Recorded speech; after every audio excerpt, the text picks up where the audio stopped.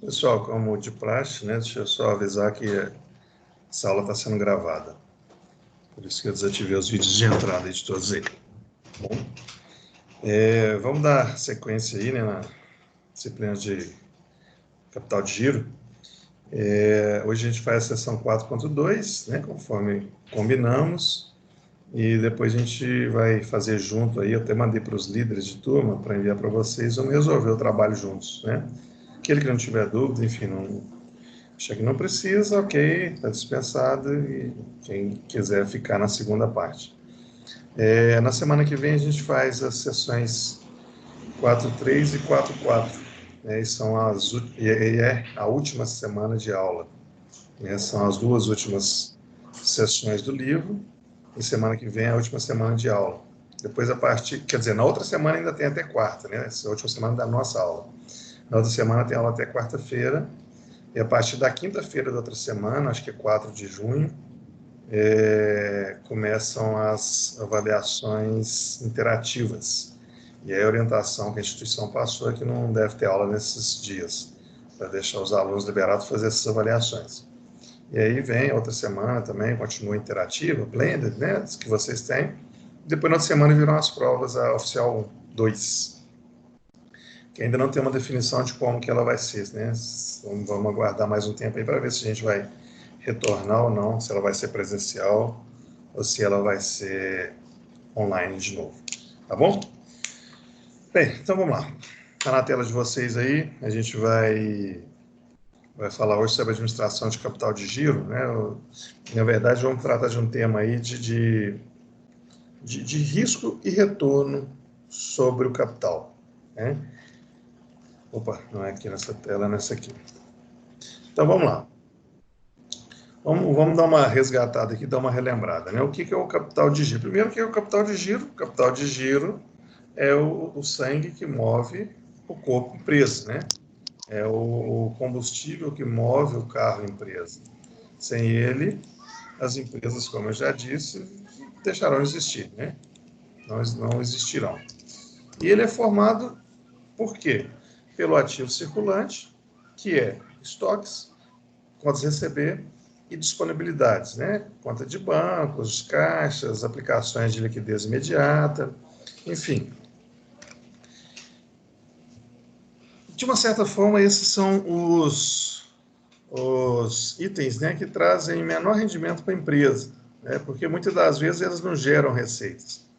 Dependendo do ramo de atuação da empresa, né, o estoque ele vai ser convertido em receita, né? Dependendo do ramo de atuação, o estoque, a empresa de prestação de serviço, por exemplo, o estoque ele não se transforma diretamente em receita, né? Ele é usado ali na prestação de serviço, mas a receita é gerada na prestação de serviço. Porém, as empresas precisam ter, né? Não é porque ele não gera receita que a empresa não precisa ter isso, né? Toda empresa vai ter uma disponibilidade, né? Precisa ter contas, caixas, bancos, vai ter contas a receber, né? Exceto aquelas que trabalham exclusivamente à vista, que deve ser uma realidade, vai ter estoque. Então, assim, as empresas precisam ter um certo volume de recurso aplicado aí nesse capital de giro, né? E aí que fica, então, a questão, né, do que a gente vai discutir aqui hoje. Eu tenho que ter esses itens, né? Eu tenho que ter um certo volume de recurso aplicado aí nessas contas, no ativo circulante. Só que é um recurso que não me traz, na maioria das vezes, uma receita. E aí a gente falou também, logo no início da disciplina, que a função, né, do gestor financeiro, enfim, a função da empresa é gerar valor ao seu acionista, né? Gerar quanto mais valor para o seu acionista, sem, obviamente, comprometer, né? Sem colocar o dinheiro, por exemplo, numa situação que seja de risco. E aí, se a gente definir, né, por exemplo, eu vou fazer uma pergunta, mas antes da pergunta, se a gente definir, por exemplo, ter um valor mínimo possível em capital de giro, ou seja, e como eu disse, e volto a dizer, é isso que a gente vai discutir nessa aula aqui hoje, se a gente definir, não, vou ter o menor valor possível em capital de giro, né, já que ele não gera receita. E aí eu vou pegar o meu recurso excedente e vou botar, por exemplo, numa aplicação de longo prazo, né? no não circulante, que aí vai me dar um retorno maior, ou vou investir em um outro tipo de negócio. Se eu faço isso, eu tenho maior rentabilidade para a empresa, né? A partir do momento que eu defino, e a gente vai ver isso em números, tá, nessa aula de hoje, então, a partir do momento que eu defino o mínimo possível, né, ou menos, enfim, trabalhar assim bem no limite ali com capital de giro, eu consigo aumentar a rentabilidade da empresa. Só que também aumenta os riscos, né? Quais são esses riscos? Aumenta o risco de liquidez. De repente, eu pego, então, um recurso que eu tinha excedente e boto numa aplicação de longo prazo. Eu boto no investimento que vai me dar retorno só daqui a 3 anos. E aí, pode ser que eu não tenha recurso para pagar as contas. Estão vencendo no mês que vem, daqui a 2 meses, né? Pagar salário, pagar aluguel, enfim. Eu aumento o risco de liquidez. Um outro risco que eu aumento, né, que se torna maior, é de eu parar ou ter atraso na minha produção, ou não ter o produto para vender. Porque eu reduzi tanto o meu capital de giro, consequentemente, reduzi tanto o meu estoque, que num dado momento faltou estoque para eu produzir, faltou estoque para vender. Então, a gente tem aí esse dilema, né? Se eu tenho um valor muito alto em capital de giro, reduz a rentabilidade, porque não me traz rendimentos, mas eu trabalho com mais conforto, né? Eu tenho liquidez, eu não corro risco para a minha produção. Se eu reduzo esse capital, né? Trazendo para o mínimo possível, aí eu tenho mais rentabilidade, eu vou pegar o que eu defini como excedente e fazer trabalhar a favor da empresa, fazer ele render, mas aumenta os meus riscos. Risco de não conseguir pagar, risco de parar a minha produção. E como é que é possível? E aí, né, a isso se dá o nome de dilema do risco-retorno. Né? Como que a gente faz para poder resolver o dilema do risco-retorno?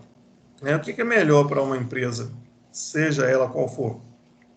Correr um maior risco e aí aumentar o seu retorno, ou ter uma situação de risco menor, reduzir e consequentemente, ganhar menos, né? Mas não correr risco de não conseguir pagar ou de faltar produto. Né? Qual que é o nível ideal de investimento de capital de giro? Então, a gente vai falar hoje aqui sobre esse dilema, o dilema do risco e retorno. Vamos ver esses números, né? E vamos, então, pensar aí o que é melhor. Obviamente, não existe uma receita de bolo, né? Ao final, não vou falar para vocês, é melhor fazer isso ou é melhor fazer aquilo. Cada caso é um caso, cada empresa é uma empresa, cada negócio é um negócio, cada gestor é um gestor.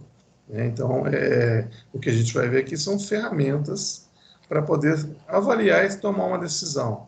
Né? Em como que eu quero a minha empresa, né? Que situação que eu estou disposto aí a submeter a minha empresa. Deixa eu só fazer um registro aqui, que eu preciso registrar diariamente. Hoje é 21/5. Preciso registrar os alunos em aula. Bem, continuando então. Quando a gente fala, o dilema do risco-retorno, né? Quando a gente fala de risco-retorno, o pessoal da gestão financeira, ontem a gente falava um pouquinho sobre isso, antes de risco-retorno, mas não sobre o dilema do risco-retorno, né? Mas a gente falava o quê? O investidor ele é avesso ao risco. Né? Ele está disposto a correr risco desde que ele tenha um retorno maior. Então, se ele vai correr um risco maior, ele tem um retorno maior. Mas aqui não. A gente está falando o seguinte, quer dizer, eu vou correr um risco maior para ter um retorno maior também, né? É a mesma situação, sim, mas esse risco compromete a minha operação. É diferente um pouquinho daquilo que a gente falava antes, né? Que a gente falava ontem, do risco de investimento. Aqui, eu já estou em operação, eu estou com a minha produção. Eu não estou tomando a decisão de investir ou não investir num projeto, numa empresa. Eu estou tomando a decisão com a minha empresa rodando, né? Eu estou tomando a decisão, o que eu vou fazer com o avião ali? Ele está no ar, está voando já. E aí essa decisão envolve um risco ou para poder aumentar a rentabilidade ou não correr risco. E aí no dilema do risco-retorno, normalmente se trabalha com 3 cenários. Né? Um cenário conservador, um cenário médio e um cenário agressivo. Né? O cenário conservador, então, é aquele que prioriza mitigar o risco, consequentemente abrir mão, né, de um retorno maior, aceitar um retorno menor, porém não correr um risco grande. O cenário agressivo está mais disposto a correr riscos, né? A ter riscos que a gente viu de liquidez, de parada de produção. porém ter um retorno maior. E aí tem um cenário intermediário, né? Nem muito ao céu, nem muito à terra. Eu não corro tanto risco assim, não tenho tanto retorno assim, eu corro um risco que eu considero como aceitável, e vou ter um retorno que, de acordo com aquele risco, que para mim está de bom tamanho, está ok. Então, a política conservadora, o que eu acabei de falar, né, diminui o risco. Mas como, né, que eu diminuo o risco, então? Mantendo maiores valores aplicados em capital de giro. Então, eu mantenho um ativo circulante maior, quando eu adoto na minha empresa uma política conservadora. Eu garanto com isso, então, se eu estou mantendo um ativo circulante maior, estou mantendo mais valores no meu capital de giro, eu estou mantendo mais dinheiro ali no curto prazo para poder pagar minhas dívidas. Não estou correndo risco de liquidez. Eu estou mantendo um estoque maior, não corro risco de parar minha produção. Então, tem maiores valores aplicados aí em caixa, equivalentes, né, em contas a receber, tendo uma política de crédito mais abrandada, dando mais prazo, uma política de cobrança mais frouxa, enfim, deixando a empresa ter um contas a receber mais alargado, né, maior, e em estoque. Né? E aí as políticas, né, chamadas aí de média e agressiva, elas são progressivas no intuito de reduzir os valores aplicados nessas contas aí. Né? Então, a média eu tenho um passo a mais, não existe uma receita também, tá? Do tipo, então a conservadora é meu ponto de partida, a média eu tiro 10% e a agressiva eu tiro 20%, ou a média eu tiro 20%, a agressiva eu tiro 50%. Não tem. São situações que vão ser simuladas e ver até que ponto a empresa está disposta a correr o risco, mas as outras duas políticas, a política média e a política agressiva, ela vai trabalhar então como? No intuito de reduzir o valor aplicado no ativo circulante. Ok? E nada melhor para a gente poder entender o que é isso aqui, né? O que nós estamos falando aqui, com que um exemplo. E vamos a ele então. Então, nós temos uma empresa aí, a empresa ABC, e aí ela quer avaliar o impacto, né, de cenários aí dentro da sua política aí de retorno de risco que ela quer correr. Então, para isso, ela construiu 3 cenários de definição de capital de giro, de investimento de capital de giro. Então, um cenário agressivo, um cenário moderado, né, ou médio, e um cenário... agora que eu estou vendo aí, está errado aí, tá? E aí está errado também lá no livro, que eu tirei do livro, está repetido aqui. Então, está um agressivo, um médio e um agressivo. Não, é um moderado, um conservador, né? Um médio e um agressivo, tá? Não tinha observado, não, agora que eu vi aqui, quem tiver com o livro também pode até riscar e corrigir. É um conservador. E os critérios que foram adotados por essa empresa, ABC, né, para poder fazer essa simulação e fazer essa avaliação, é o seguinte: o ativo circulante, né, ele vai variar, obviamente, de acordo com cada estratégia. O não circulante, para efeito da nossa simulação aqui, nós vamos trabalhar com um valor fixo de 100 mil. E o passivo circulante, então, vai representar 20% do ativo total, o passivo não circulante, 30% do ativo total, e o PL os outros 50%, né? O passivo tem que fechar ali com o ativo, tem que dar a mesma quantidade, ok? Então, a primeira coisa que a gente precisa fazer é montar essa estrutura, né, resumida aqui de um balanço, nas 3 estratégias, né? Agressiva, moderado, conservador. Então, vamos montar isso aqui. O ativo circulante, como ele deu para a gente ali, o não circulante, desculpa, ele vai ter um valor fixo de 100 mil, ok? Então, está aqui o valor fixo de 100 mil. Aí, o ativo circulante aqui foi de 80 mil, por definição aí, tá? Não encontrei por que ele adotou, mas enfim, está trabalhando com 80 mil no ativo circulante, ok? Então, o passivo circulante vai ser 36 mil, 20% do ativo circulante, né? Então, o ativo circulante tem 80 mil, aqui foi definido que o passivo circulante seria de 20%, o passivo não circulante de 30%, 54 mil, os outros 90 mil, então, está dentro do patrimônio líquido, fechando aí o nosso passivo total em 180 mil. Essa no cenário mais agressivo, né? Onde eu tenho, então, aqui um volume de valores investidos no meu ativo circulante menor. Num cenário, numa estratégia aí moderada, né? Numa estratégia média, então, trabalhando com 100 mil no ativo circulante, exatamente igual ao valor do não circulante. Então, vai dar um ativo total de 200 mil. O passivo circulante, 20% do ativo total, então vai ser 40 mil, né? 20% de 200. O não circulante vai ser 30%, a mesma regra que está posta aqui em cima. Então vai dar 60 mil, 30% de 200, 100 mil a soma do circulante com o não circulante, os outros 100 mil dando patrimônio líquido, fechou o nosso passivo total.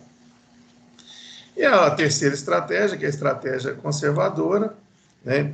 Concentrando o maior volume de recursos investidos no circulante, no capital de giro, então ela tem 120 mil no ativo circulante.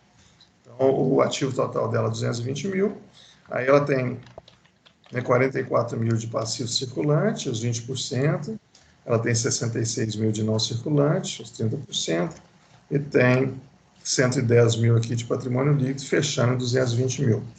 Bem, esse era o primeiro passo que a gente precisava dar aqui na construção dos cenários, né, para poder fazer as avaliações que a gente precisa fazer. O próximo passo agora, construído aqui o nosso rascunho, o nosso resumo de balanço, né, melhor dizendo aqui, a gente vai construir, vai fazer uma aplicação, vai fazer uma apuração aqui de resultados para poder ver como é que fica o retorno sobre o patrimônio líquido, tá? Então, essa empresa PC, o lucro esperado por ela, né, enfim, partindo do princípio que ela está projetando isso para frente, foi de 90 mil, lucro operacional. Foi de 90 mil, lucro operacional bruto. Aí a gente precisa tirar daqui as despesas financeiras, né? O passivo circulante foi definido lá atrás também, na atividade, eu não vou voltar não, para não passar aqui, mas foi definido o passivo circulante, ele tem um custo de 15%, tá? O custo financeiro dele. Então, uma parte dele é oneroso, outra parte é não oneroso, né? Da composição do passivo. Então, no passivo circulante, o custo é de 15%. Né? Normalmente, quando você tem uma operação financeira, um empréstimo, por exemplo, num prazo menor, você tem uma taxa também menor, né? Você tem um custo menor. Quanto mais você alarga esse prazo, gera uma incerteza para a instituição financeira. Né? Ela vai te emprestar um dinheiro hoje para você poder pagar em 48 parcelas.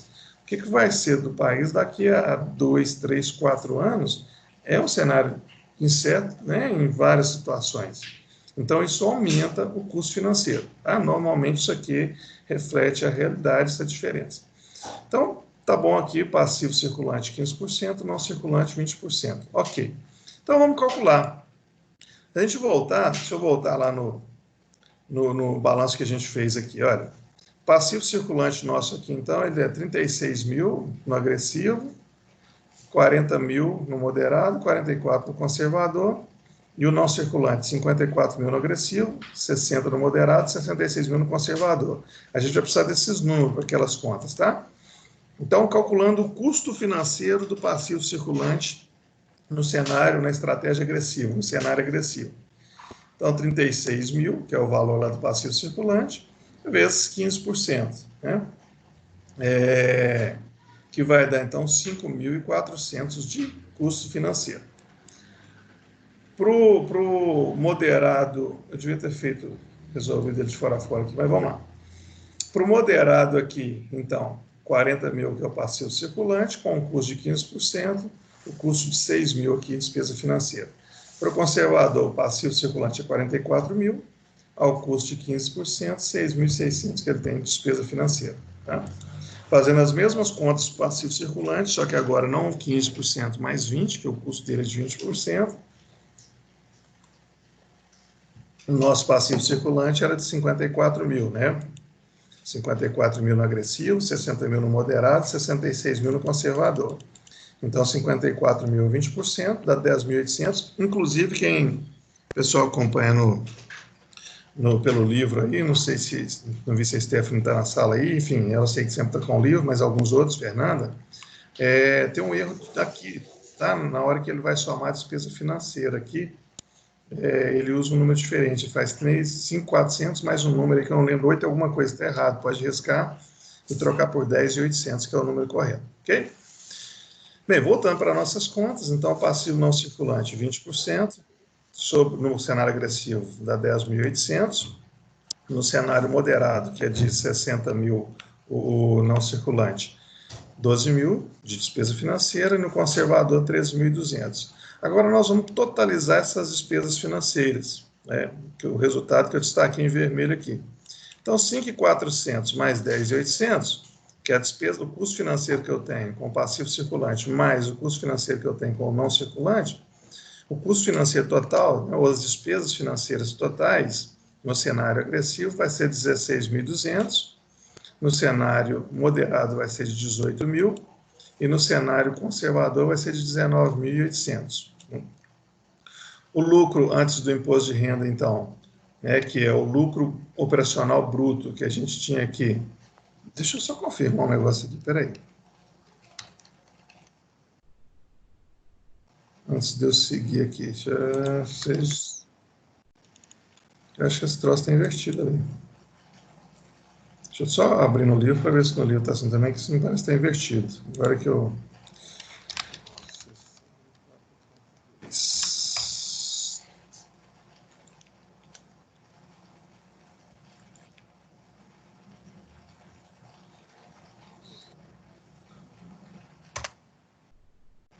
Pronto.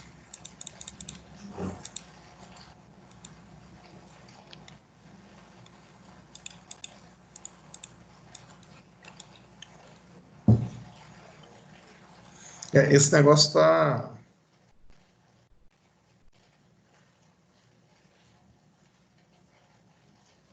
Não está certo. Não, está certo, sim. É porque uma outra coisa também, o pessoal que está no livro aí, pode até fazer a correção, né? Quem está no livro está acompanhando, está na página 223. Na hora que ele vai fazer o reflexo aí para poder avaliar o ROI, ele botou aí empresa A, empresa B e empresa C. Né? Na verdade, não. É cenário agressivo, cenário moderado e cenário conservador. E a outra coisa que eu falei aqui para poder corrigir aí, que na despesa financeira ele botou 5.400 mais 8.100 é igual a 16.200, né? Não é 5.400 mais 10.800 é igual a 16.200. Bem, então continuando aqui, no cenário agressivo, o nosso lucro foi de 73.800, no moderado tive um lucro de 72 mil, que é o lucro bruto aqui, menos a despesa financeira. E no cenário conservador, um lucro de 70.200. Essa empresa aqui tem uma taxa de imposto de renda, que tem um imposto de renda dela, caro 40%, sobre o lucro antes do imposto de renda aqui, então, 40% sobre 73.800, 29.520. No cenário moderado, 40% 72.028.800, 40% aqui dos 70.200, 28.080, que vai dar um lucro líquido, então, no cenário agressivo, de 44.280, né? O que é esse lucro líquido? O lucro antes do imposto de renda, menos o imposto de renda. Aí a gente chega no lucro líquido. Então, 73.800 do lucro antes do imposto de renda, menos o imposto de renda, 29.520. Daí, então, um lucro líquido no cenário agressivo de 44.280, no cenário moderado de 43.200, no cenário conservador de 42.120. Bem, fazendo a nossa DRE aí, né? Vamos chamar de DRE, uma DRE resumida aí, a gente chegou então nos lucros líquidos. E aí o que está pedindo para poder calcular é o ROI, né? Como é que a gente calcula o ROI? Como é que a gente faz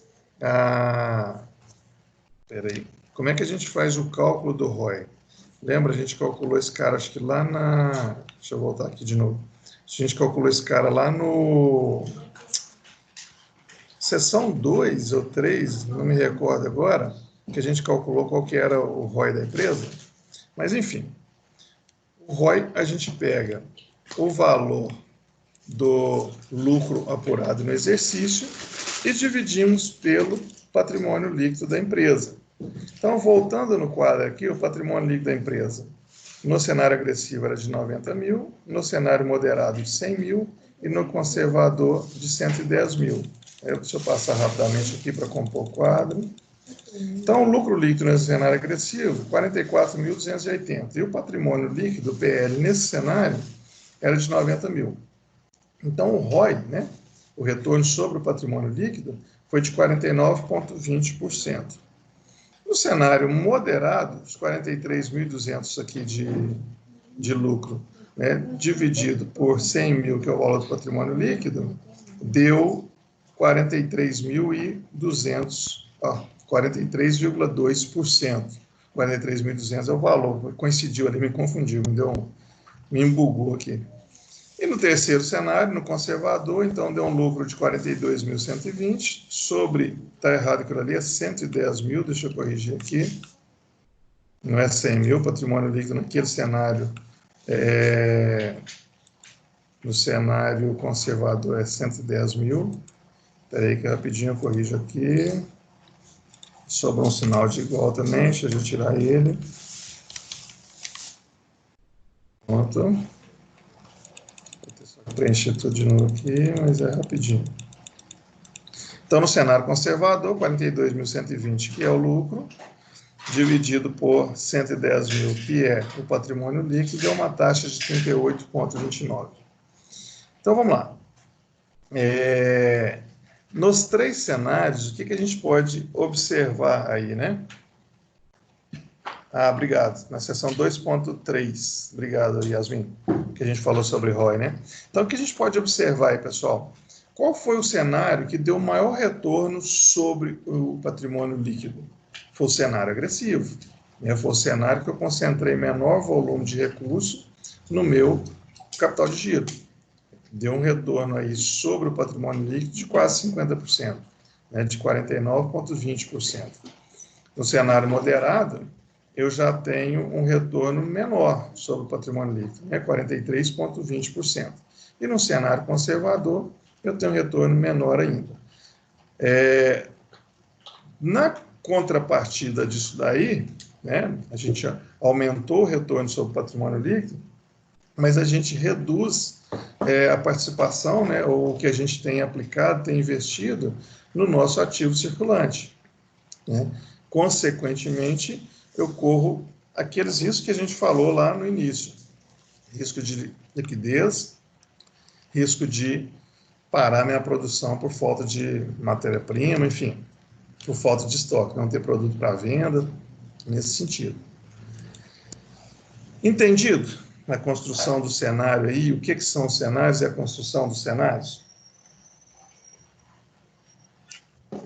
Beleza, ô Claudinei, nessa época que a gente tá, o melhor é o Só um pouquinho, conservador, agora que eu né? estou vendo que o meu áudio está baixinho aqui. Peraí. Por favor, começa de novo, Yasmin. Boa noite, Claudinei. Boa Deixa eu te noite. falar, nessa época que a gente tá, o melhor é o conservador, né? Não. Na verdade é o seguinte, se a gente for olhar do ponto de vista de resultado, sim, né? Ele deu 42 É mil. do ponto de vista de resultado mesmo, que eu tô falando. Pois Seria o é, conservador, né? Ou pois é. não? Na verdade, não. Em nenhum dos três cenários, nem do ponto de vista de resultado de lucro. Olha só, qual que deu o maior lucro? Foi o cenário agressivo. Né? Deu 44 mil de lucro líquido, contra 42 mil no conservador. Né? Então, falando em unidades absolutas, ele deu aí quase 2 mil a mais. Né? E avaliando o índice, né, do retorno sobre o patrimônio líquido, o agressivo também ele é melhor. Olha só, ele está dando um retorno sobre o patrimônio do sócio de quase 50%. Né? O sócio tem um patrimônio lá de 90 mil e ele está dando um resultado de quase 45 mil. No conservador, o resultado caiu 10%, olha, caiu 11% quase. Mas essa questão do risco que eu penso, Ah, você não, não tem não, um sim. risco, porque olha só, economicamente falando, hoje, com a questão que a gente vive hoje na pandemia, eu assumiria conservador, apesar do agressivo trazer mais lucro, mas é nesse quesito, sabe, que eu estou falando, não sei Não, se eu sim. me Não é. expressei corretamente, porque o risco de você, por exemplo, fechar um negócio no agressivo é muito maior do que no conservador, você É, concorda? não, sim. Isso aí é exatamente o dilema. É o dilema risco-retorno. E é aí que a empresa vai tomar uma decisão. Então, assim, qual que é o que traz o maior retorno para a empresa? É o agressivo, né? O retorno sobre patrimônio, enfim, o resultado final é o agressivo. Mas é o que traz o maior risco também. A empresa corre o risco de perder negócio por causa disso. Né? E, consequentemente, vai impactar no final no seu resultado. Então, esse é exatamente o dilema, né? Eu tenho maior retorno, mas eu tenho maior risco também. Pois Então, é, assim, por isso que eu falei qual que é o hoje, melhor cenário? Foi, é foi, hoje, né? foi o que eu disse. Vai variar por várias situações, né?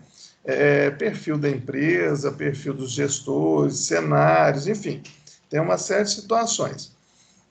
O melhor, sem sombra de dúvida, seria assim, pelo menos o moderado. Né? Eu não vou correr risco de liquidez, Entendi. eu não vou. E outra, né? Agora eu vou dar uma opinião aqui pessoal. Né? O que é o negócio da minha empresa? O negócio da minha empresa, né? O core da minha empresa, é aquilo para que ela existe. Então tem que ganhar dinheiro e ser eficiente com isso, né? Reduzindo custos, Sim. reduzindo despesas, Aham. aumentar o resultado. Adjacente a isso, né, marginalmente, se eu tenho uma sobra de recursos, eu vou botar ele para trabalhar. Mas eu não posso colocar em risco a operação em função disso. Isso é o que eu penso. E aí, então, acho que foi isso que você também falou. Então, quando você disse o melhor é o Isso, conservador, você está dizendo que exatamente. eu não estou disposto a correr o risco. Eu prefiro Porque ganhar menos. isso, economicamente falando, como hoje você tem uma diminuição muito grande da receita no geral, você adotar um perfil conservador é muito mais tranquilo assim para a empresa, para o administrador, eu acho, para ela continuar com o negócio, continuar com a atividade. Foi nesse ponto, entendeu? Não, sim, Agora, sim. é claro que para obter resultado, agressivo vai ser melhor. Mas eu já vi, por exemplo, empresas não terem cartela de clientes, terem contratos e eles não terem, como eles imobilizaram todo o ativo deles, eles não tinham como executar os contratos porque eles não tinham capital de giro, porque eles foram agressivos demais e É. perderam. Eles tinham um panorama de X e suponhamos X sobre 3, entendeu? E aí E aí eu morre. fiquei, pois é, aí eu fiquei pensando nisso, eu falei, poxa, como que tem tudo e não consegue executar isso por falta de um capital de giro? É, morre. O cara tinha uma Mercedes, mas não tinha dinheiro para pôr gasolina na Mercedes. Exato, exatamente. Então eu falei, fiquei com isso na cabeça, eu falei, nossa, aí agora que você está colocando três cenários, em que, claro, o agressivo ele vai gerar um lucro bem maior e tal. Mas eu vejo hoje, economicamente falando, pelo que as empresas, pelo menos que eu tenho contato, eu vejo passando, eu acho que hoje o conservador, pelo menos assim, na minha opinião, né, É, seria o melhor a ser adotado enquanto está nessa instabilidade. Né, é, mas eu acho que a longo prazo seria o melhor, acho que é moderado mesmo, né, Claudinei? Que não fica nem é. muito para lá, nem muito para cá. Eu concordo. É aquilo que eu te falei. Eu acho que a empresa tem que focar no seu core. É uma empresa de educação, vou focar em educação. Uma empresa de saúde, vou focar em saúde. Uma empresa de confecção, vou focar naquilo que é o meu core, né? Que é o meu negócio principal. Adjacente a isso, se eu tenho um recurso excedente, eu boto ele na aplicação, sem risco, sem nada, mas não a custo da minha operação. Eu também pactuo dessa opinião. Eles fizeram uma sede muito grande. A sede valia muito, mas virou um elefante branco, porque aí o dinheiro que eles tinham, as reservas, foram todas para a construção da É, sede.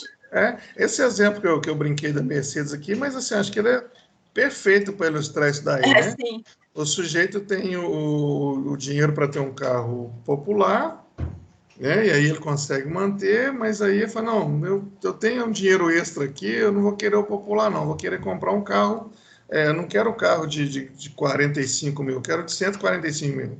É comprar um Compass lá.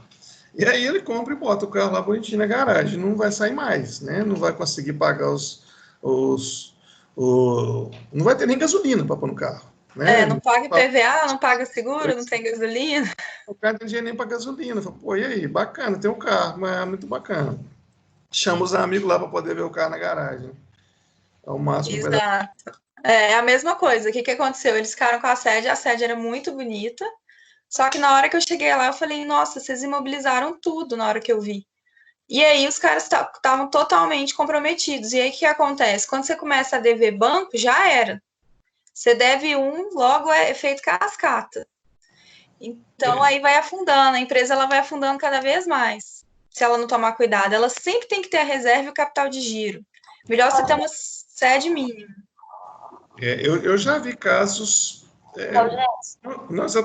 não exatamente parecido com isso, mas eu já vi casos assim também. Oi, quem chamou? Vai ter mais alguma coisa além disso? Eu não consegui entender quem, mas foi a Stephanie? Isso. Não, Stephanie, agora a gente vai fazer. Tem um para poder fazer aqui. No final tem uma consideração para fazer. Mas, Obrigada. tá? Mas então, o Yasmin, voltando, eu já vi também uma situação de uma empresa que teve sérias dificuldades parecido com isso aí. Acabou fazendo uma sede muito bacana, mas depois ficou aquele negócio lá, né? E esses caras aí, eu estava buscando uma imagem aqui, né? Esses caras desse exemplo que você está contando, no final das contas foi com isso aí, né? Um elefante branco. Exatamente, é. O que eu vou fazer com esse bicho? Eu não sei. Bem, mas vamos lá. Nossa vida aqui. É, Vamos fazer um aqui, né? Vamos analisar, vocês aí, analise o risco, retorno de investimento em capital de giro, simulando a estratégia conservadora, moderada e agressiva. E aí tá aí. O ativo circulante, na agressiva vai ser de 800, esses valores estão em R$ 1.000, tá? Na moderada vai ter um acréscimo de 20%, na conservadora um acréscimo de 40%, o não circulante vai ter um valor fixo de 1.000.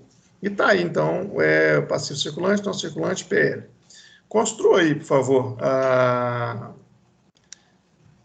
esse balanço, né, com base nisso daí, para a gente passar para o próximo quadro aqui e fazer a apuração do ROI.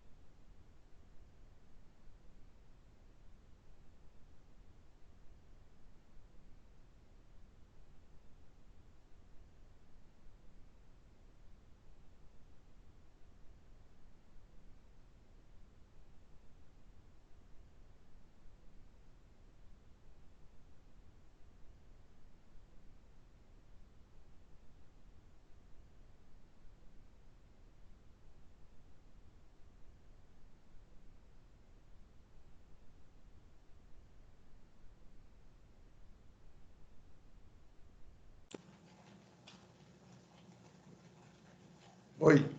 Não,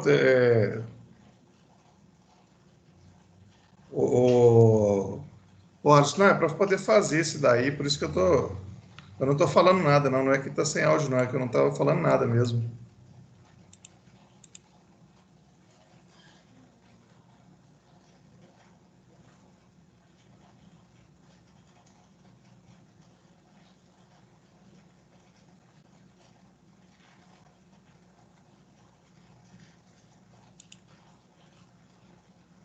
É para vocês resolverem esse daí que está na tela.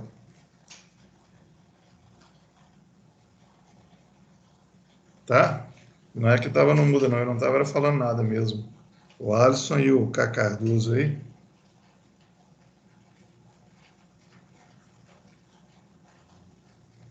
Estão fazendo aí?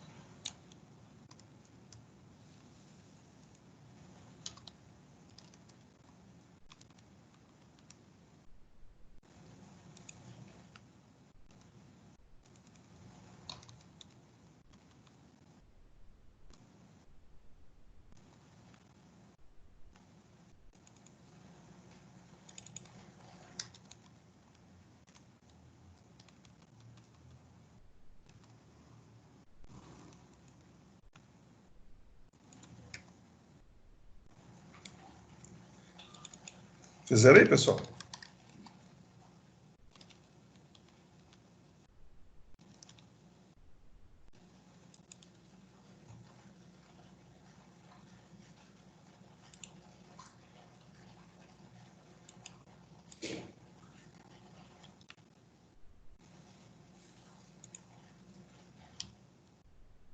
Fizeram? Vamos lá.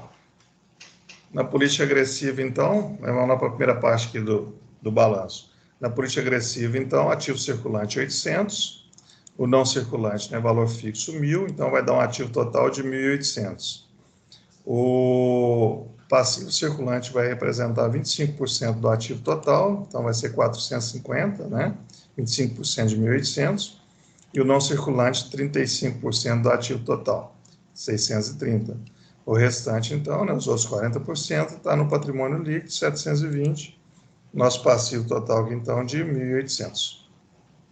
No moderado, há um acréscimo de 20% no ativo circulante. Então, o ativo circulante, que era de 800, ele passa para 960, mantendo o não circulante no mesmo patamar, né? Aí, dando um ativo total, então, de 1.960, o passivo circulante 490, o não circulante 686 e um patrimônio líquido aí de 784.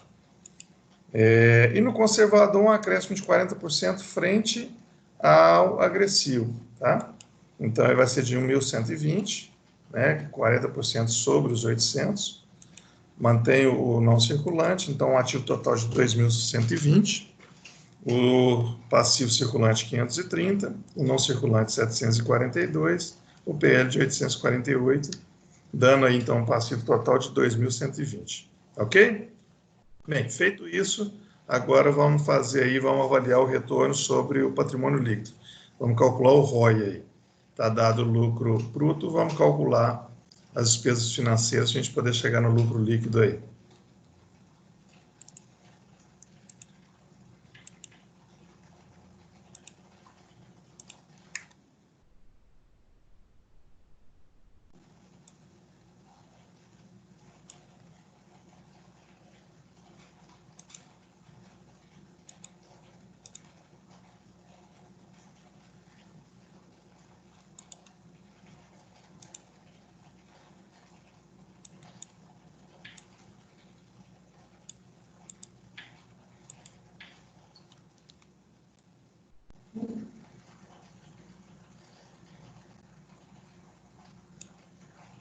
Claudinei, Oi. volta no outro aí, só um instante para eu tirar uma foto aqui. Ah, tá. Agora que eu vi que a Yasmin tinha pedido também. Esse aí? Isso.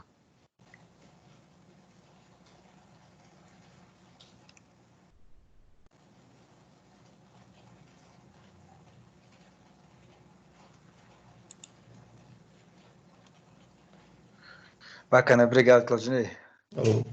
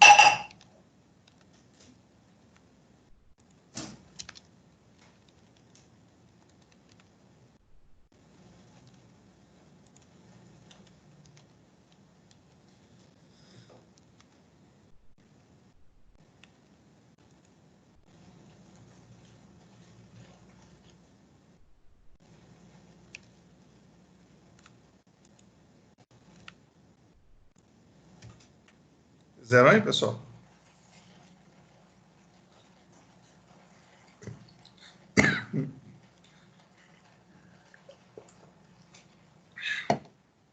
Vamos seguir aqui.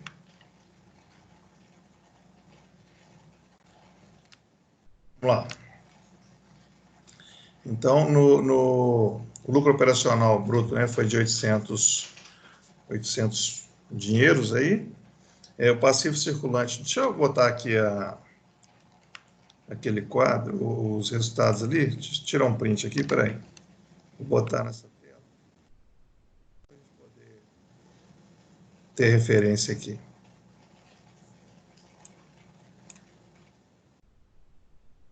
Pronto. Vai ficar os numerozinhos aí, mas não atrapalha. Só para a gente ter aqui a referência. Então, o custo do passivo circulante é de 15%, o custo do não circulante também é de 15%. O circulante, aqui acabou que ficou em cima, deixa eu reduzir um pouquinho aqui, se eu subir acho que dá. Pronto, para não perder o cenário. Então, no agressivo, passivo circulante no agressivo é de 450, né? 15% de 450, 67,50. O passivo não circulante no agressivo é de 630, 15% de 630, 94,50. Então, a despesa financeira total no circulante, no agressivo, né, a soma desses dois caras aqui dá 162. O lucro antes do imposto de renda é os 800 do lucro bruto, menos as despesas financeiras, 638. Calculado o imposto de renda de 40%, 255,20, chegamos no lucro líquido de 382,80, o que dá um retorno sobre o patrimônio líquido de 53,20. Lembrando como é que é o cálculo dele, nós pegamos o lucro líquido, 382,80, e dividimos pelo patrimônio líquido, 720. Ok? Então, esse é o cenário agressivo. O moderado é a mesma lógica, mudam os valores, né, obviamente. Passivo circulante no moderado é de 490 e não mais de 450. Então, a despesa financeira dele vai dar 73,50, os 15%. No não circulante vai dar 102,90, que é 15% sobre 686. Né? Total da despesa financeira, 176,40. O lucro antes do imposto de renda, 800 menos 102,40, 623,60. Okay? Calculando o imposto de renda, nós temos um lucro, abatendo o imposto de renda, né? Nós temos um lucro líquido, então, de 374,16. Esses 374,16, frente ao patrimônio líquido de 784, representam um ROI de 47,7. Né? A gente já observa a queda no ROI. E no terceiro cenário, no conservador, o custo financeiro, né, 79,50,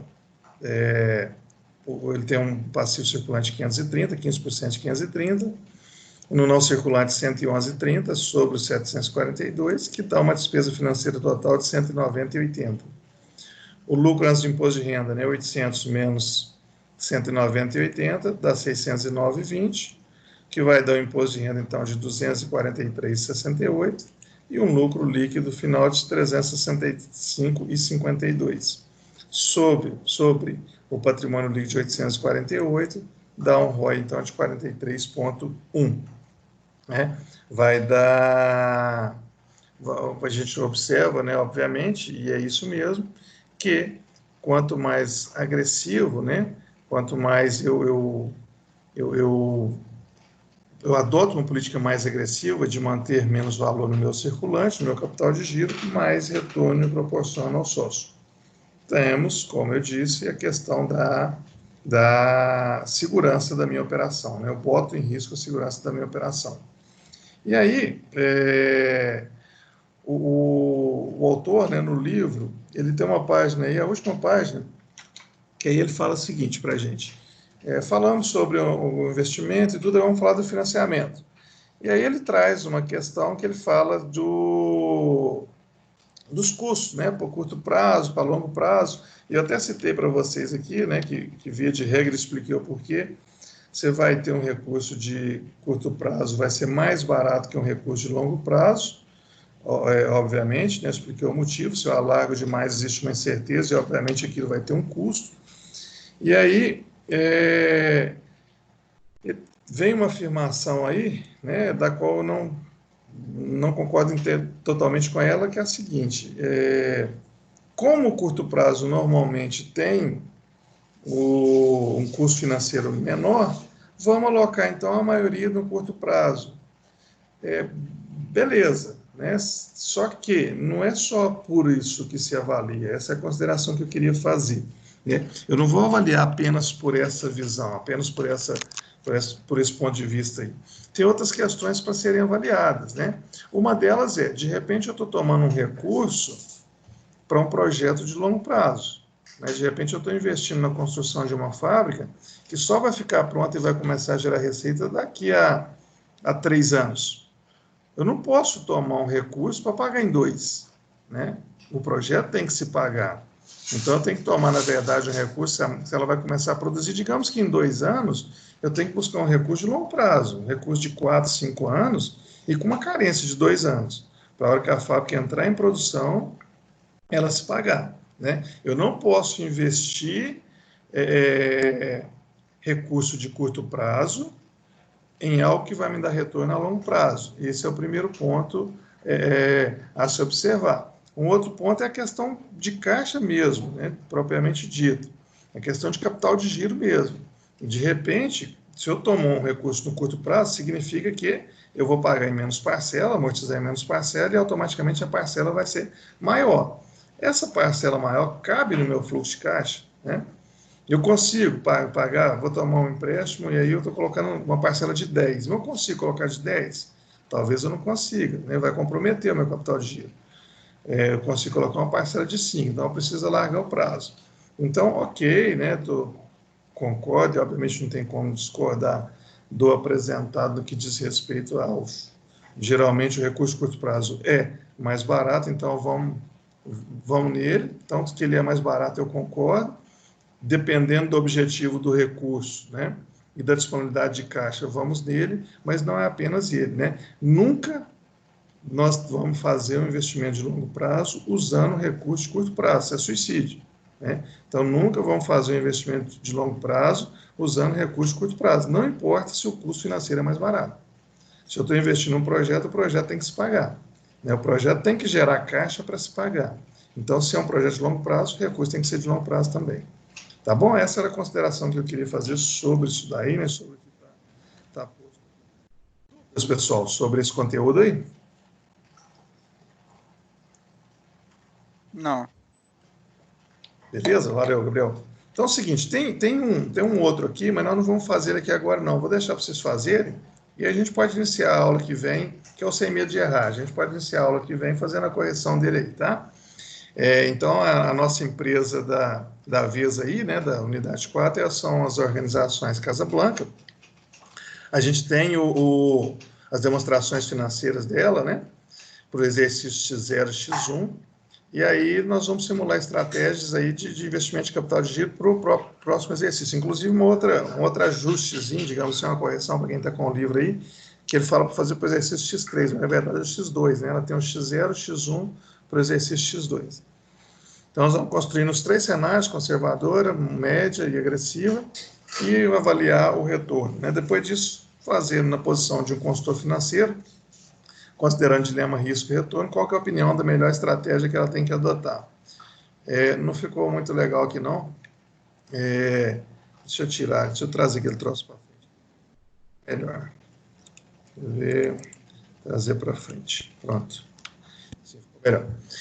Então, as demonstrações financeiras que tinha, né, aqui já está com a correção, no livro aí, refaçam essas correções aqui, né, que nós fizemos na 4.1, aqui é 4.500 de estoque em X1, e aqui é ativo imobilizado, não é ativo circulante, né, eu fiz essa correção aqui no Paint aqui para poder colar essa imagem, e aqui estão quais são as premissas para poder construir esses cenários, beleza? Mas façam isso em casa e a gente pode iniciar a aula na próxima semana pela correção disso daí. Aí tem os quadros aí, ok? Beleza. E vamos lá, então, para as nossas perguntinhas, né? Para a gente poder encerrar essa primeira parte e passar para a segunda do fluxo de caixa. Então, vamos lá. Já estudamos capital de giro, já estudamos que capital de giro envolve valores que serão utilizados no curto prazo, né? Qual grupo do balanço patrimonial o capital vai ser visualizado por um analista de fora?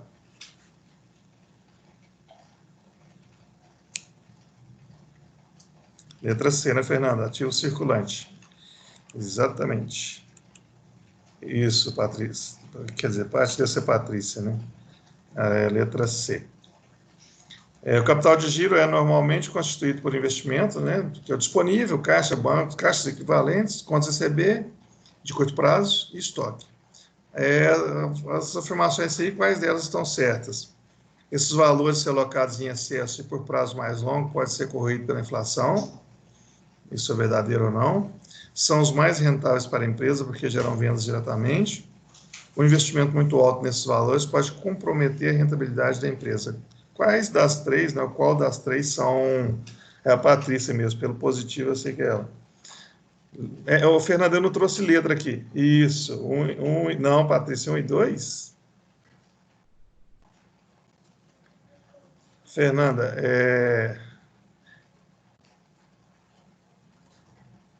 1 e 2 são os mais rentáveis para a empresa? Certeza?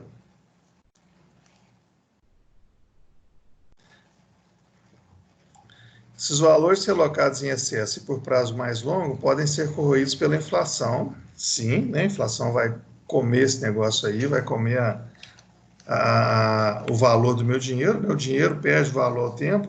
Eu estou até voltando aqui para o livro para ver como é que esse troço está no... Cadê o livro, hein? Fechei, está aqui. Como é que esse troço está no livro? Porque esse 2 a gente falou dele até no inicinho aqui. Não entendi por que vocês confundiram. Não é D não, Fernando. Achei até que talvez tivesse invertido as ordens aí. Pois é, não é D não, tá? Então, um investimento muito alto nesses valores pode comprometer a rentabilidade, né? A gente também viu isso. E aí, lá no inicinho eu falei, né? Que normalmente não gera venda, não gera resultado, né? Eu até fiz uma ressalva, falei, se for um estoque para revenda, ele ainda vai gerar, mas o meu caixa equivalente, meu contas a receber não vai gerar uma venda. Então, eles não são os mais rentáveis, porém, eles são necessários em todas as empresas. Lembra lá no início que eu comecei falando por isso? Não são os mais rentáveis, mas eles são necessários. E aí vem o dilema, então, que foi o que a gente debateu, conversou aqui hoje, tá? Mas ficou claro aí? Tá entendido? Bem, a estratégia de investimento em capital de giro precisa levar em consideração que os valores alocados devem ser suficientes para cobertura dos compromissos, ou seja, a empresa não pode perder liquidez, né? Ao mesmo tempo, deve manter o menor nível possível para não comprometer a rentabilidade. Como que é chamado o dilema que envolve a situação? Risco-retorno. Risco-retorno, exatamente. Beleza? Dúvidas? Beleza. Tá?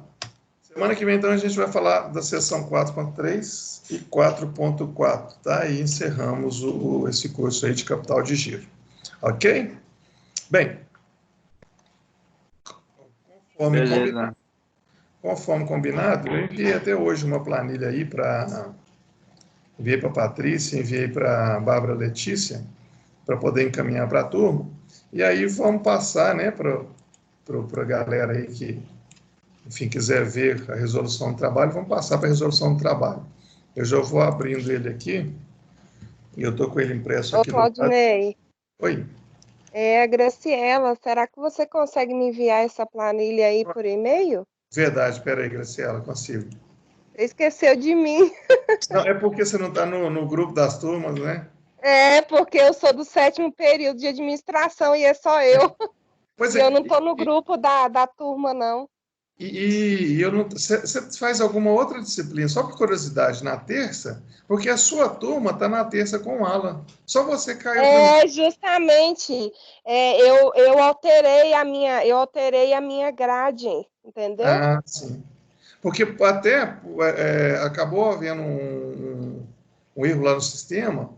Foi mesmo. A turma do Alan caiu para mim. Ela está como se fosse minha na terça-feira. Tá invertido, porque eu faço parte da líder de turma, da minha turma do 7º período, e isso estava gerando muito questionamento no grupo. Aí eu até mandei para o Jair, aí o Jair falou que tanto como você como o Alan já estava ciente dessa informação, mas que as notas e os trabalhos que iam ser postados no AVA ia ser de acordo com o professor que eu escolhi da matéria de capital de giro, entendeu? Se eu escolhi o Alan, é ele que teria que postar, mas só que o que o Jair me explicou, que o correto seria a turma estar fazendo capital de giro com você. Porque você que está cadastrado em administração. Pois é, eu não entendi o que aconteceu lá não, mas a turma está com ele na terça, né? E está aparecendo o seu nome lá. Aí o que a gente está fazendo é o seguinte, ele manda as atividades dele para mim e eu posto. Aqui só confirmando, o seu é Graciela.ferreira, não é isso? Isso. Tá chegando aí. Mas então, aí ele manda as notas. Ele apura as notas, me manda e eu lanço. Hoje mesmo eu fiz retificação da nota de uns 4 alunos lá. O Jair que me passa, na verdade. E aí eu lanço. Ficou invertido lá. Eu conversei com o Jair sobre isso, porque estava gerando muito tumulto no grupo da sala por causa dessa divergência aí, dessa troca aí. Todo mundo assim, eu não estou fazendo aula com o Claudinei, mas só aparecem as coisas do Claudinei. Pois é, o que eu estava postando para aqui, que aí você deve ter acesso, a sua turma estava vendo e eles não estavam entendendo nada, né? É justamente isso. E ficou só você. Mas eu perguntei uma aluna, ela me falou que ela veio me tirar dúvidas, aí eu pedi ela para conversar com o Alan, para ver o que ele iria opinar. Aí ela conversou com ele, aí ela falou que as notas, os trabalhos que estão sendo lançados lá, tá tudo ok. Ele está me passando, eu estou lançando. Ô, Fernanda, ainda não lancei, Fernanda. No não está lançado ainda não, tá? Pessoal, vou só pegar água e a gente vai, então, para a resolução do trabalho aí. Claudinei, obrigado pelas informações, viu? Imagina.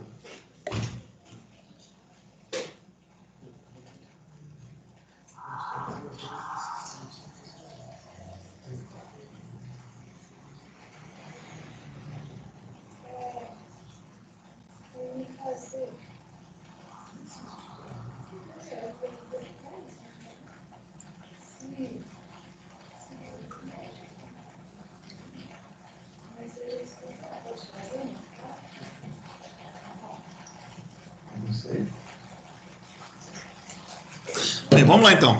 Vamos para o trabalho aqui agora, né? Todo mundo fez, todo mundo enviou, acusei os recebimentos lá. Agora vamos ver, vamos fazer ele junto aqui, vamos resolver ele junto aqui. Tem a planilha aí para vocês irem acompanhando, né? Quem quiser ir acompanhando aí, fazendo, ou quem quiser ir fazendo no seu próprio também.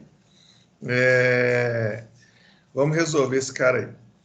Na planilha que eu disponibilizei, eu deixei uma coluna aí que eu chamei de auxiliar, onde eu botei algumas informações que a gente precisa fazer um rascunho para poder chegar nelas, né? A gente poder entender. Deixa eu arrumar uma caneta aqui para eu poder ir riscando. Bem, a primeira coisa que a gente precisa no nosso fluxo de caixa é saber, né? A gente começa sempre pela parte dos recebimentos, das entradas, né? E aí o que está posto aí na atividade é que o prazo de recebimento é de 30 dias. Né? Ou seja, tudo que eu vendi em janeiro, eu vou receber em fevereiro, vendi em fevereiro, eu recebo em março. Então, só tem uma forma de recebimento, né? Ela não está dividida igual nos outros exemplos que a gente viu. Mas para a gente saber o que nós vamos receber, nós precisamos saber o que nós vendemos, né? Então, começando aqui, em dezembro, a gente vendeu, nós vamos precisar saber, para começar, o que nós vendemos em dezembro. Por quê? É o valor que nós vamos receber em janeiro, né? Então, em dezembro, nós recebemos 9 milhões, nós vendemos 9.814.870. Então, esse valor aqui é o valor que nós temos para receber em janeiro, né? Porque as vendas são com 30 dias. Então, o valor que nós temos para receber em janeiro, referente às vendas que nós fizemos em dezembro, 9.814, né? Que foi, não tá por tópicos, se tivesse ia ser bom agora que eu pensei nisso, que eu podia falar que está no tópico X ou Y. Mas, enfim, que está ao longo da atividade aí, né? A receita bruta de dezembro foi de 9.814.870 e essa empresa não tem retenção, então recebeu 100%. Para o ano de 2020, a gente precisa calcular qual foi a receita, né? E a informação que nós temos aí é em número de unidades de projeção de venda, né, baseado no orçamento. Então, para janeiro, projeção de venda, expectativa de venda de 65 mil unidades, e há um preço médio de 130, né? Vou ter camisa de 50, vou ter camisa de 200, vou ter camisa de 180, em preços variados, um preço médio de 130. Então, o que é o nosso faturamento no mês de janeiro? As 65 mil camisas que nós vendemos, né? 65 mil camisas que nós vendemos, vezes o preço médio de 130. O nosso faturamento, então, para janeiro, é de 8.450.000 previsto, que vai ser recebido quando? Lá no nosso caixa, voltando para o caixa, que vai ser recebido em fevereiro. Então, em fevereiro, a nossa expectativa de recebimento de 8.450.000, que são as nossas vendas de janeiro, né? Então, o que a gente precisa fazer num primeiro momento aí, né? Eu estou usando o recurso do Excel aqui, né? Mas nada mais que eu fiz aqui foi uma multiplicação simples, né? Número de unidade vezes preço médio. E aí eu tenho a receita mês a mês, e o que eu vendi no mês, eu recebo no mês seguinte. Então, com isso, a gente consegue determinar aqui qual que vai ser os nossos recebimentos mês a mês, né? De novo, o que eu recebi em janeiro é o que eu tinha vendido em dezembro. O que eu vou receber em fevereiro é o que eu vendi em janeiro, porque o meu prazo de recebimento é com 30 dias. Até aqui, tranquilo. Ou dúvida, né? Se tiver, obviamente, pode ficar à vontade. Podemos seguir? Tá ótimo. Tranquilo? Bem, dando sequência aí, vamos pelos fixos aí, olha. E vamos pela ordem aqui. Não sei se vocês observaram, eu ordenei esse negócio aqui alfabético e deixei só a despesa financeira lá por último. Só ela fora da ordem alfabética. Vamos pela ordem aqui em alguns. Alguns eu vou pular a ordem também, mas vamos pela ordem aqui. Lá embaixo, né, mais no final da atividade, nós temos: a empresa utiliza 3 máquinas para fazer a plotagem. Essas máquinas são alugadas. O valor mensal é de R$10.000 cada uma por mês. Né? Então, nós vamos alocar isso aonde? Aluguel de equipamento. Então, nós temos 3 máquinas alugadas a um custo de R$10.000 cada uma. Então, com aluguel de equipamento, nós temos um desembolso mensal de R$30.000, que vai ser todos os meses do ano. Né? Ela não ocorre em meses alternados, ela ocorre de janeiro a dezembro. Logo em seguida, aí na atividade, fala que para essa empresa onde ela funciona num galpão que é alugado também. E ela paga de aluguel R$12.000 por mês. Então, nós temos uma linha aí abaixo aí de aluguel de imóveis, que nós vamos alocar aí para todos os meses R$12.000 fixo. Mês a mês, eu tenho aí R$12.000 de desembolso com aluguel de imóveis. Pessoal, pode ficar à vontade, tá? Para poder, se tiver alguma dúvida, quiser parar. Aí eu vou pular esses caras aí e vou aqui no IPTU. Estou matando os que são fixos, tá?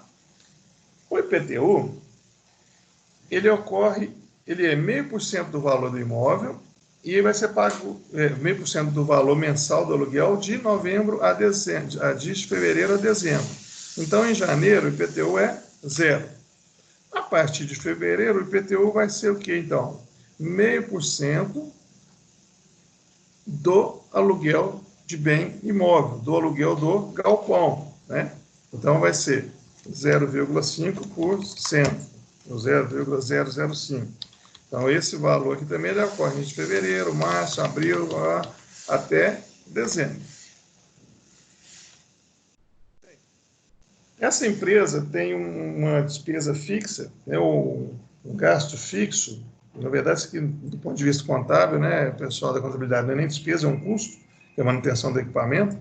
Mas, enfim, ela tem um desembolso fixo, melhor dizendo, da ordem de R$3.000 com a manutenção de equipamento. Isso é mensal. R$3.000 todo mês com a manutenção de equipamento. Então, R$3.000. R$3.000 em janeiro, R$3.000 em fevereiro, R$3.000 em março. E esse valor, ele ocorre todos os meses do ano. Com a manutenção do equipamento, a empresa tem esse desembolso. Ok? Essa empresa, bem, agora eu acho que dá para a gente seguir com os outros. Eu quero fechar a parte de pagamentos operacionais. Até aqui, tranquilo? Tranquilo? Bem, então vamos continuar. Vamos voltar aqui para a parte de fornecedores de matéria-prima, então. Vamos na ordem aqui agora. Essa empresa, ela compra matéria-prima e paga em 3 parcelas iguais e consecutivas, né, com 30, 60 e 90. Então, o que ela compra em janeiro, ela vai pagar, começa a pagar em fevereiro, vai pagar em fevereiro, março, abril. O que ela compra em fevereiro, ela vai pagar em março, abril, maio. Então, ok. E aí, já que é assim, em janeiro ela está pagando o quê? Ela está pagando um restinho que sobrou da compra dela que ela fez em outubro, uma parte da compra que ela fez em novembro e uma parte, a primeira parcela da compra que ela fez em dezembro. Aí, de novo, nós vamos para um rascunho aqui, para um auxiliar, para a gente poder fazer o cálculo dessa matéria-prima. E aí é o seguinte, o valor das compras foram dados, né? Está lá no quadro que tem logo no início da atividade. Então, o valor das compras, no quadro tem a partir de janeiro, né? Foram 4.550.000 em janeiro, 4.095.000 em fevereiro, e por aí vai. E um pouco mais no corpo aí foram dados os valores das compras em outubro, novembro e dezembro. Ok. O que ele está pagando, então? Eu vou fazer aqui o seguinte. Esse valor da compra de outubro vai dividir em 3 parcelas iguais, né? Porque ele paga em 3 parcelas iguais. Certo. O que ele está pagando, então, em janeiro?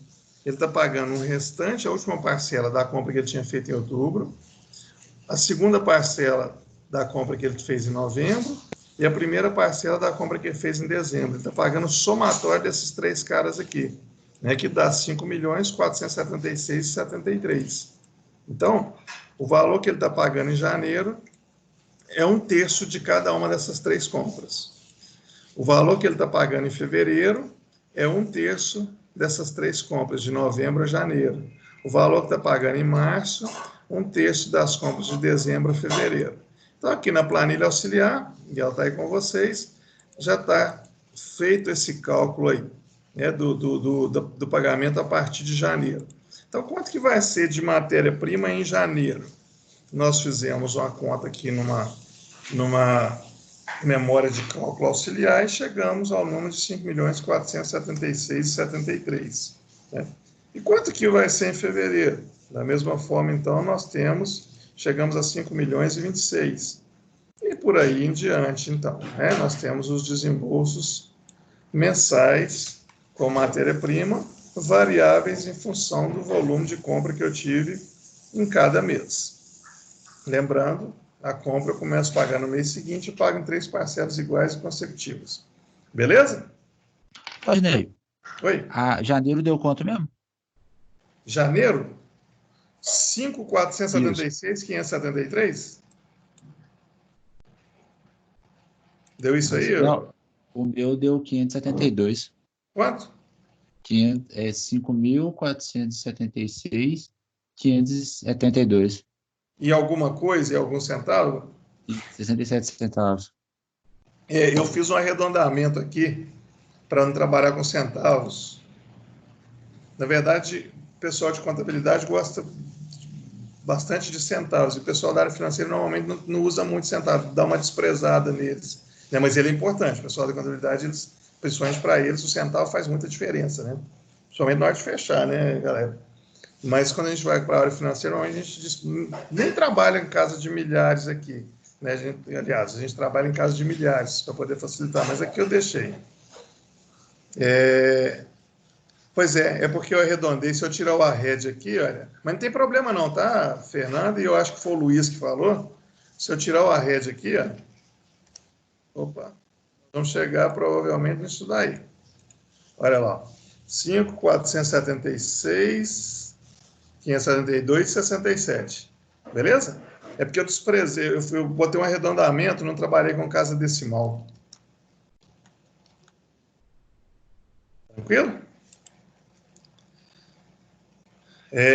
Beleza. Continuando, a gente tem a parte de gasto com pessoal. E gasto pessoal, ele tem um valor fixo, que é em média de R$ 1.800 por funcionário, mas a quantidade de funcionários varia mês a mês. E, além disso, ele tem uma comissão. Então, a comissão de tudo que vendeu, que é de 2%, né? Tudo que vendeu no mês de janeiro, eu somo com o salário de janeiro e pago em fevereiro. Tudo que vendeu em fevereiro, eu somo a comissão com o salário de fevereiro e pago em março. Né? A gente paga o salário no mês seguinte. Então, de novo, vamos para uma planilha auxiliar aqui, já que assim a gente precisa conhecer a folha de pagamento de dezembro. Né? Então, a folha de pagamento de dezembro, faltou calcular a comissão aqui. A folha de pagamento de dezembro vai ser o valor é fixo de 1.800 por pessoa, e em dezembro essa empresa tinha 65 funcionários. Né? Então,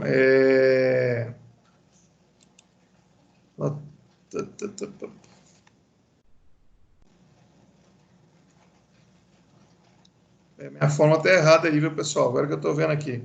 Quem tiver com a minha planilha acompanhando também, vamos fazer uma correção na fórmula aí agora, tá? Porque, na verdade, o que vai ser meu gasto total com o pessoal? Vai ser R$ 1.800, que é o valor médio de salário fixo, mais encargos e benefícios, vezes a quantidade de funcionários que eu tenho. Aí, com isso aqui, eu calculo o salário fixo. E eu tenho que somar nisso o salário variável, que é a comissão, né?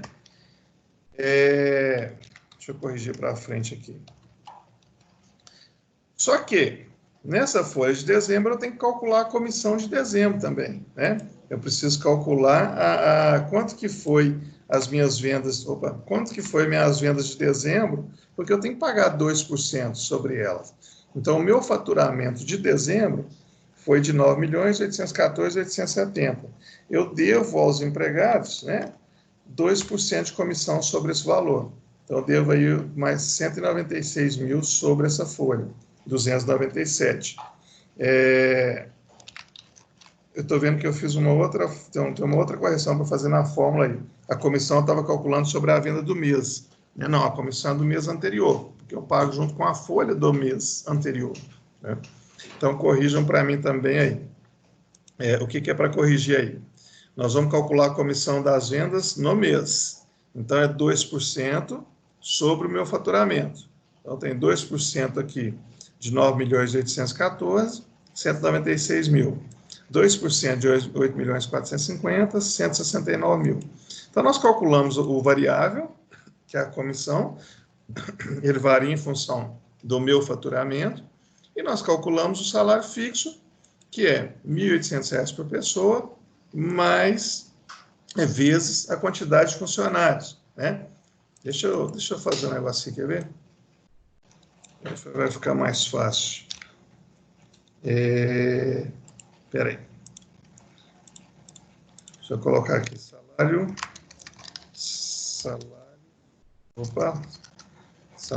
fixo total. Vamos fazer por partes. E salário variável, que é a comissão. Vamos por partes com essa parada aqui para não ter problema. Então, o salário fixo total é o quê? Quantidade de funcionários vezes salário médio. Então, o salário fixo total para dezembro, 117 mil a ser pago em janeiro. Salário fixo total em janeiro. Janeiro manteve o mesmo número de funcionários, né? 65 funcionários, tá certo?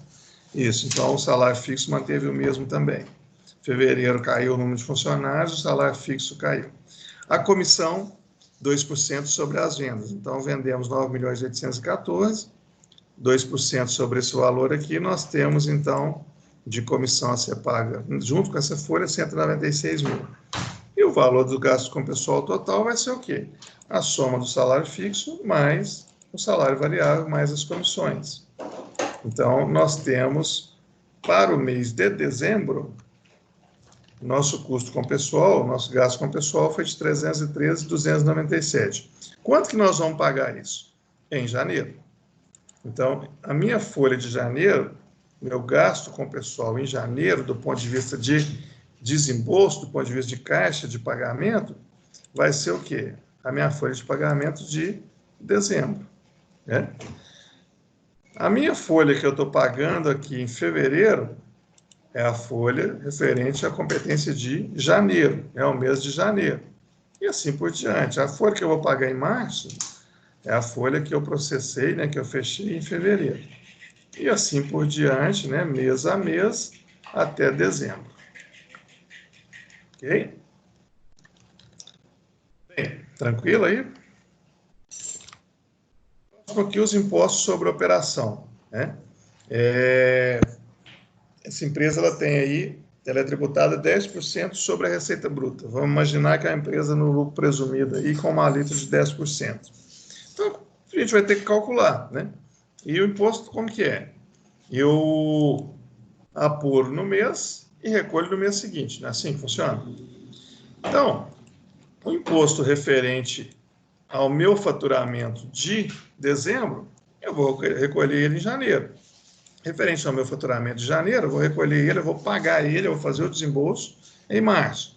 Então, o que a gente precisa fazer é calcular quanto que deu de imposto mês a mês para cada faturamento desse. e o imposto é 10%. Então, o faturamento foi de 9.814.000, o imposto nesse mês, 981.000, ok? Então, qual que é o valor de imposto que nós vamos pagar no mês de janeiro? É o imposto que eu apurei lá em dezembro, né, os 981.000. E para o mês de fevereiro? É o imposto que eu apurei em janeiro. E para o mês de março? O imposto que eu apurei em fevereiro. E assim por diante, né? Até o final do exercício, até dezembro, eu tenho o valor de imposto a ser recolhido, né? Então, no caso, em dezembro, eu estou recolhendo o imposto que eu apurei em novembro. O imposto que eu apurar em dezembro vai para o exercício seguinte, ok? Essa empresa também ela faz uma destinação, ela faz um desembolso mensal de 1,2%. Aqui eu poderia ter colocado para pagar no mês seguinte, mas tá bom, vamos fazer do jeito que está aqui. Sobre a receita bruta do mês, né? Então, vamos calcular na nossa auxiliar aqui também. Não calculei, não? Não. Não tem problema, a gente calcula aqui agora. Publicidade e propaganda vai ser dentro do mês. Publicidade e propaganda. Deixa eu trazer esse cara para cá.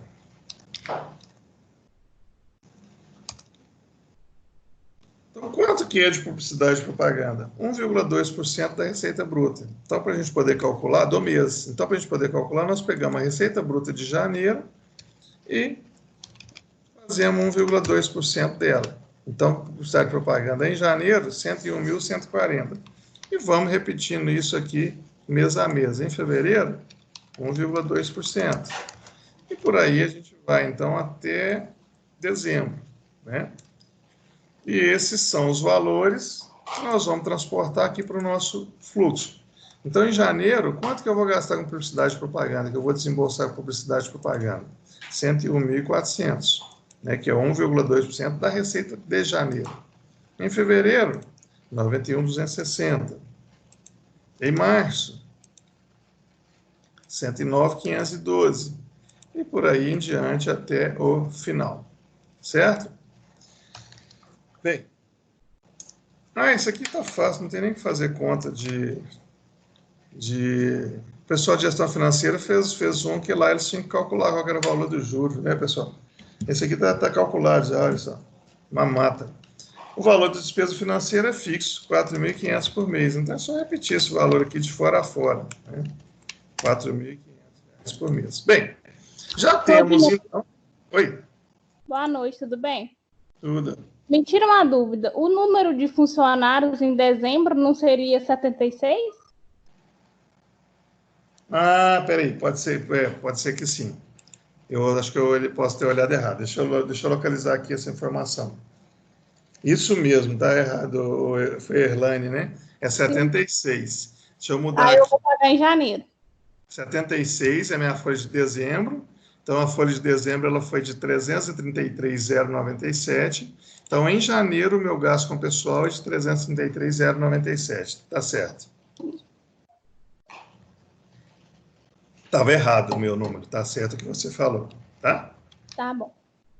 Então, olha só, a gente já tem os recebimentos e já temos o pagamento, os desembolsos operacionais e já temos a geração de caixa operacional, ou seja, o que a minha operação gerou e o que a minha operação consumiu, né? O que sobrou para poder investir, para poder pagar dividendos para os sócios, para amortizar empréstimo, né? Guardado os regimes, né, que tem diferença, regime de caixa e regime de competência, contabilidade, fluxo de caixa, né? DRE, fluxo de caixa, mas o DRE ele tem que se refletir de uma certa maneira aqui nessa linha da geração operacional, né? Então, como eu disse, isso aqui é uma forma que eu adoto, que eu gosto de trabalhar, porque aí dá para ver se está havendo, se aquele resultado num dado momento ele está se transformando em caixa de fato, né? E lá no DRE não abate, né? Não é abatido lá do meu resultado, do meu lucro, nem investimentos, nem dividendos, nem amortização. Por isso que eu gosto de trabalhar dessa forma, tá? Então, tem aqui o que a minha operação gerou de caixa. Agora, vamos ver, beleza, esse caixa que gerou, uma parte dele foi aplicada em investimentos, né?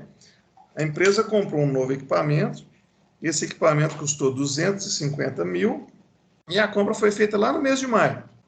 para poder ser pago em 5 parcelas. Então, 250 mil custou.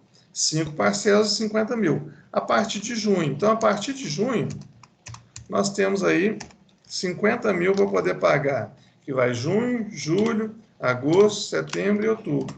Até outubro a empresa vai pagar, então, 50 mil aqui de investimentos. Né? Os outros meses, então, ela não fez investimento. Essa empresa investe pouco, investiu pouco.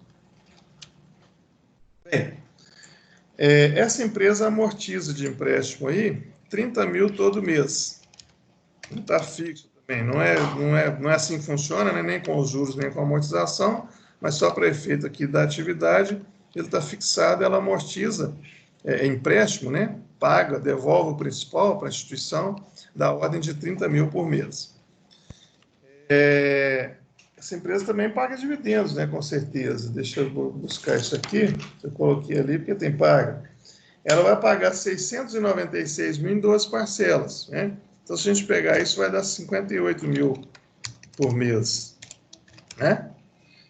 696 mil dividido por 12. Então, essa empresa paga dividendos aos sócios, ela paga 58, ela vai pagar nesse exercício aqui, 696 mil em 12 parcelas de 58 mil, né? Essa empresa, a princípio aqui, ela não tem receita financeira, e a princípio aqui também ela não tem nenhum empréstimo, né? Vamos deixar essas linhas aqui zeradas. Pronto. Bem, quase tudo pronto, né? Então, nós já temos aqui, né, em janeiro, recebemos 9.800.000, pagamos aqui 6.942, não investimos, pagamos amortização, dividendos. No mês, sobrou 2.784.000 no caixa. Essa empresa tinha um saldo inicial de 1.556.989. Então, esse saldo inicial, somado ao que sobrou no mês, no caso, essa empresa sobra no mês 2.784 no mês de janeiro, ela termina com um saldo final de 4.041.000. E aí a gente vê que essa empresa, ela está gerando caixa, está sobrando caixa, olha só. Que não é uma situação também real, né? Foi uma situação criada aqui. Ela começa aí com um saldo de caixa de 1.200.000 e ela termina com um saldo aí de 37 milhões. Né? E aí? Oi? Aqui, deixa eu te perguntar. A minha publicidade e propaganda no mês de janeiro deu diferente da sua. Talvez foi porque você considerou sobre a receita de dezembro, Fernanda, mas não tem problema não. Na verdade, eu coloquei assim, mas não era para ser exatamente do jeito que eu coloquei aqui, não. Então, não tem problema não. Eu coloquei a publicidade de 1,2% da receita bruta do mês. Então, assim, seria do que vendeu em janeiro. Eu poderia ter colocado aqui, que é do mês anterior, por exemplo, o que eu pago com 30 dias. Mas provavelmente o seu que você calculou sobre dezembro, você foi fazendo um mês para frente, não tem problema não. Tá? Aí vai depender do seguinte, vamos olhar do ponto de vista prático, vai depender de qual que é a realidade da empresa. Ela paga no mês mesmo, normalmente isso não vai acontecer, né? Ela vai ter alocado lá um valor... Enfim, nós temos por competência o que está no orçamento, que normalmente é assim, né? Então, a empresa determina um percentual do seu faturamento para investir em publicidade e propaganda. Então, eu contrato no mês e pago no mês seguinte, é o que você fez aí mesmo. Mas como aqui eu não deixei claro isso daqui, eu fiz conforme eu escrevi aqui mesmo, sobre a receita do mês, tá? Tá, obrigada. Então, é só uma empresa que gera um excedente de caixa do caramba, né? Uma empresa muito fácil de trabalhar nela, de fazer gestão financeira dela, mas com o olho fechado. Só que essa empresa está na necessidade de capital de giro de 1.100.000. Então, está sobrando dinheiro para caçamba aí. E aí que vem, então, né, e que foi a segunda parte da atividade para vocês, sugerir o que fazer com esse dinheiro, né? Então, nós vamos investir mais, né? Investir um pouco essa empresa aqui, pouquíssimo frente ao que ela faz, né? Nossa, aqui não representaria uma situação real, teria um volume de investimentos muito maior. Vamos pegar esse excedente e vamos colocar ele numa aplicação financeira, e a gente passa a gerar mais receita aqui, passa a gerar receita financeira, aí aqui entra o papel aí do gestor financeiro, né, de trabalhar com esse dinheiro. E nós acabamos de falar hoje até uma boa colocação, né? A gente acabou de falar hoje aí sobre essa questão de rentabilidade, né?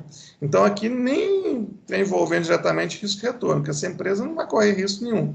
Se ela reduzir um pouco lá o seu circulante, um pouco não, pode reduzir bastante o seu circulante, né? Jogando lá uma parte dele para o não circulante, por exemplo. Fazendo investimento ou fazendo uma aplicação de longo prazo. Tá?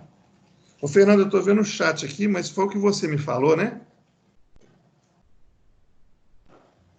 Sim, isso mesmo, foi o que eu falei. Tá. Então é isso, pessoal. Dúvidas aí?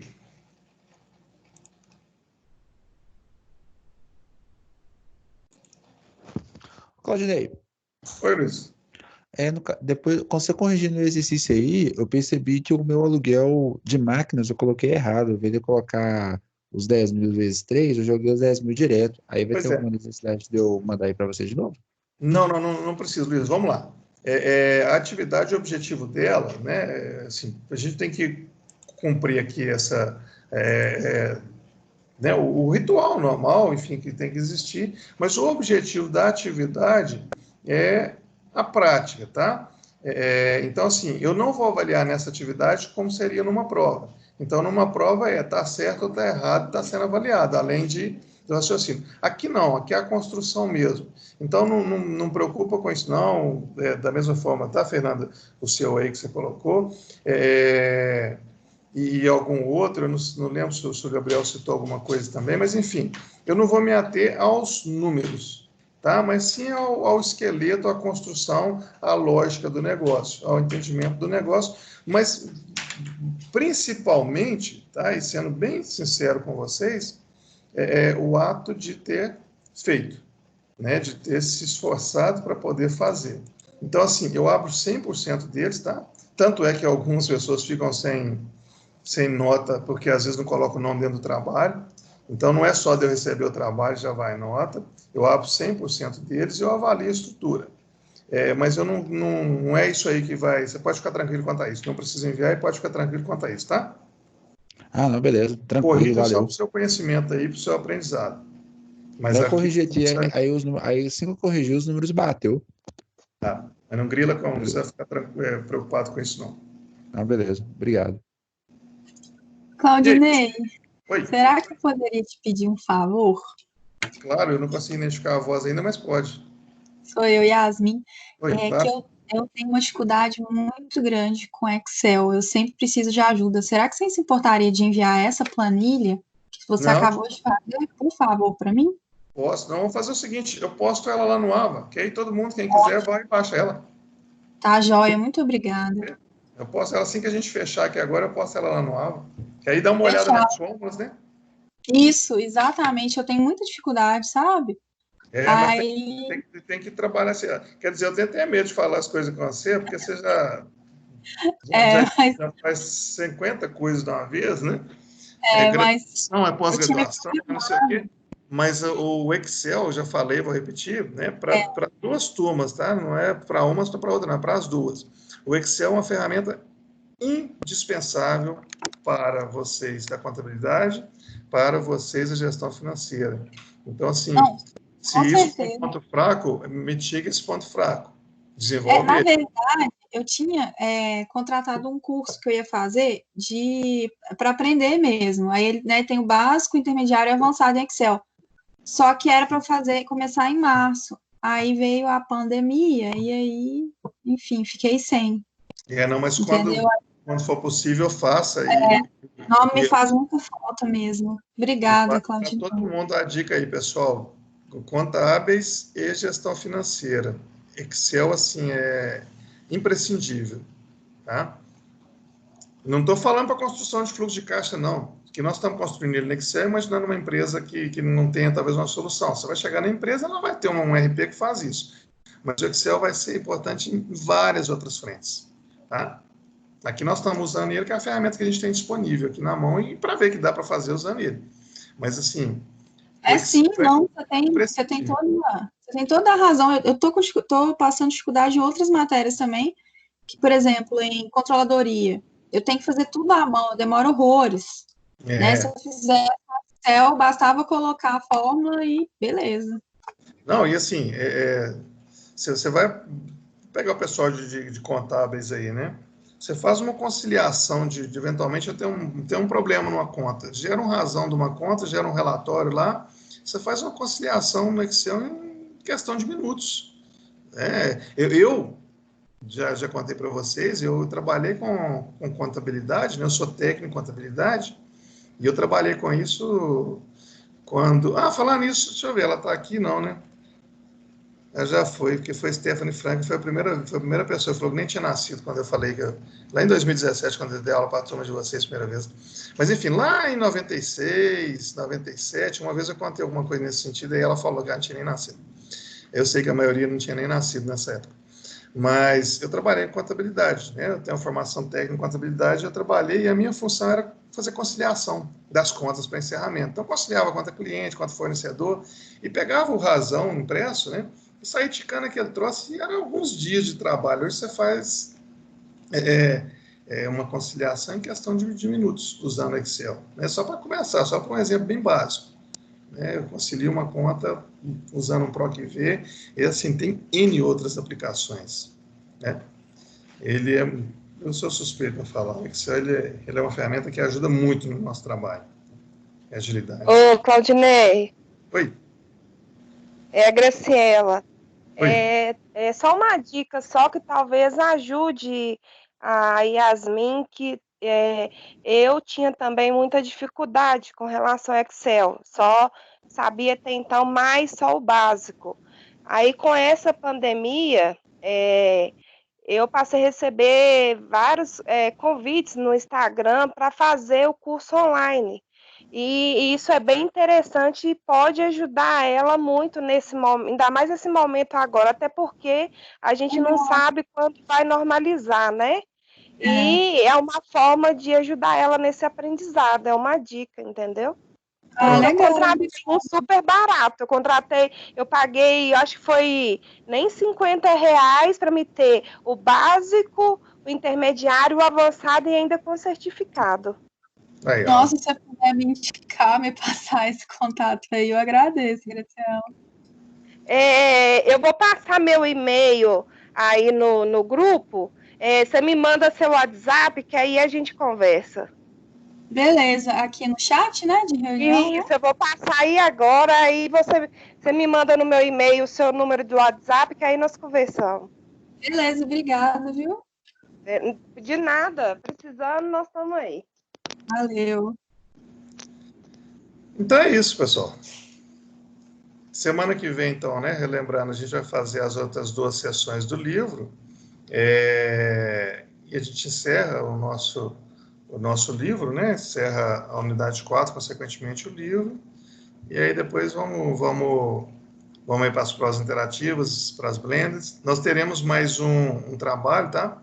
Devo postar ele esse final de semana, comunico a Patrícia e a Bárbara Letícia para poder comunicar a vocês, comunico também quer dizer, eu comunico a Yasmin, a gente comunica a Yasmin e a Graciela também, que não estão nos grupos, que aí para a gente poder fechar, um segundo trabalho para a gente poder fechar, e depois vem a nossa prova, que eu ainda não sei como que vai ser, né? Enfim, acho que ninguém sabe muita coisa de 15 dias para frente. Ok? Ok. Então é isso. Vou parar na gravação aqui para já começar a gerar o vídeo.